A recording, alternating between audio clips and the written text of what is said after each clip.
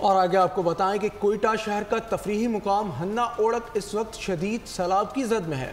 شدید بارشوں اور سیلابی ریلوں میں سڑکیں، پل اور گھر بہہ گئے۔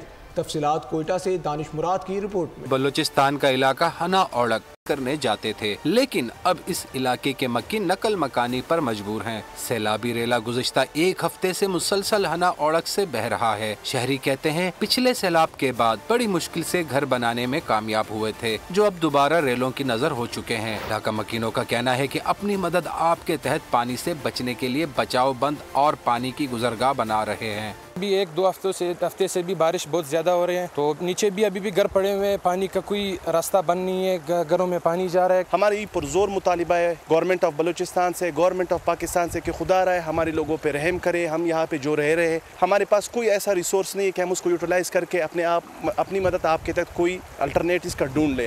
محکمہ موسمیات کے مطابق بلوچستان کے 2 درجن کے قریب اضلاع میں مزید بارشوں کا امکان ہے، جبکہ حکومت بلوچستان نے بارشوں سے نمٹنے کے لیے تمام اداروں کو الرٹ رہنے کی ہدایت بھی کی ہے۔ کیمرہ مین غلام مرتضیٰ کے ساتھ دانش مراد، بول نیوز، کوئٹہ۔